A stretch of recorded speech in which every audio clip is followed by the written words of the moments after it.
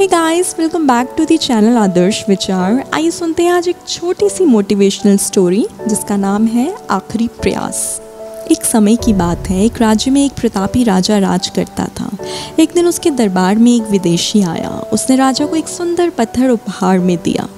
राजा वह पत्थर देख बहुत प्रसन्न हुआ। उसने उस पत्थर से भगवान विष्णु की प्रतिमा का निर्माण कर उसे राज्य के मंदिर में स्थापित करने का निर्णय लिया और प्रतिमा निर्माण का कार्य राज्य के महामंत्री को सौंप दिया। महामंत्री गांव के सर्वश्रेष्ठ मूर्तिकार के पास गया और उससे वह पत्थर देते हुए बोला, महाराज, मंदिर में भगवान विष्णु की प्रतिमा स्थापित करना चाहते हैं। 7 दिन के अंदर इस पत्थर से भगवान विष्णु की सुंदर प्रतिमा तैयार कर राजमहल में पहुंचा देना। इसके लिए तुम्हें 50 स्वर्ण मुद्राएं भी दी जाएंगी। 50 स्वर्ण मुद्राएं? ये बात सुनकर मूर्तिकार बहुत खुश हो गया। महामंत्री के जाने के बाद ही कार्य प्रारंभ किया। अपने औजारों में से उसने एक हथौड़ा लिया और पत्थर तोड़ने के लिए उस पर हथौड़े से जोर जोर से वार करने लगा, पर पत्थर जस का तस रहा। मूर्तिकार ने हथौड़े के कई वार पत्थर पर किए, पर पत्थर नहीं टूटा। 50 बार प्रयास करने के बाद मूर्तिकार ने अंतिम बार प्रयास करने के उद्देश्य से हथौड़ा उठाया, किंतु यह सोचकर हथौड़े पर प्रहार करने के पूर्व ही उसने हाथ खींच लिया कि जब 50 बार प्रयास करने से पत्थर नहीं टूटा तो अब क्या टूटेगा।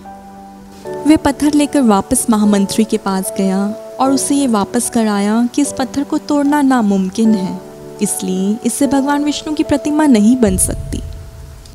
पर महामंत्री को तो राजा का आदेश हर हाल में पूरा करना था, इसलिए उसने भगवान विष्णु की प्रतिमा निर्मित करने का ये कार्य गांव के एक साधारण से मूर्तिकार को सौंप दिया।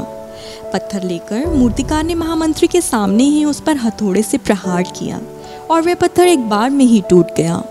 पत्थर टूटने के बाद मूर्तिकार भगवान विष्णु की प्रतिमा बनाने में जुट गया। इधर महामंत्री सोचने लगा कि काश पहले मूर्तिकार ने अगर एक अंतिम प्रयास किया होता तो सफल हो गया होता और 50 स्वर्ण मुद्राओं का हकदार भी बनता।